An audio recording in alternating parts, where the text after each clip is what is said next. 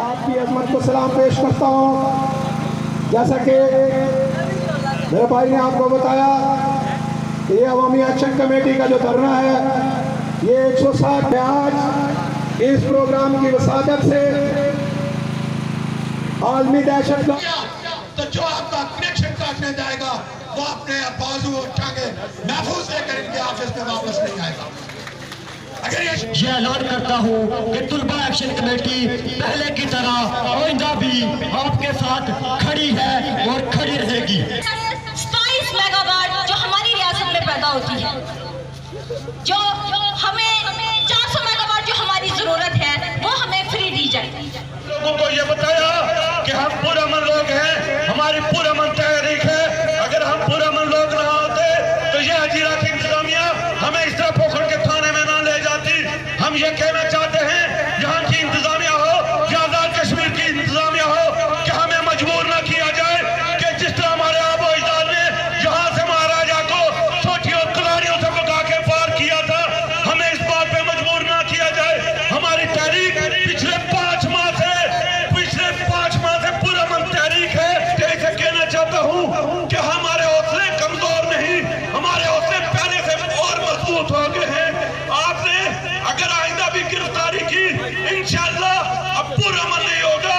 अब इंशाल्लाह अगर किसी ने हमें गिरफ्तार करने की कोशिश की तो हम इंशाल्लाह इनके गिरफ्तार होगा और हमारा हाथ होगा।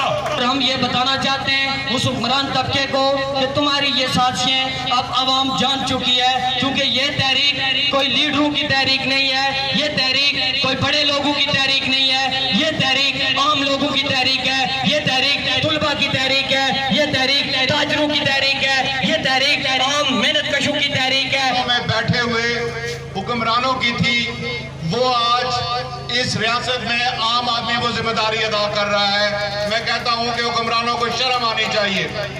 और दूसरी बात जो सबसे अहम बात है, ये जो एहतजाजी मुजाहरा है या ये जो एक्शन कमेटी है, मैं ये कहना चाहूँगा कि ये कोई सियासी तंजीम नहीं है।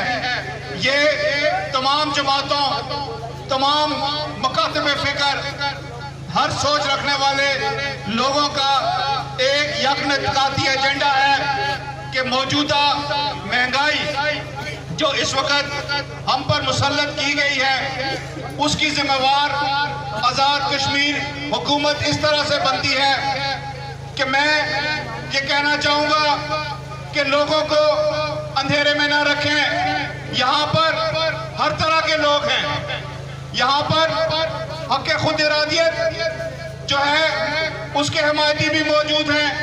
यहाँ पर रियासत पाकिस्तान के साथ इल्हाक के जो हमारे साथी हैं वो भी मौजूद हैं, बैठे हुए हैं, जो हर महीने अपनी हुकूमत बचाने के लिए कोई ओछा हथकंडा या नई हिकमत अमली लेके आते हैं। मैं उनसे कहूँगा कि आप लोगों की नाअहली की वजह से रियासत पाकिस्तान का केस कमजोर हो रहा है।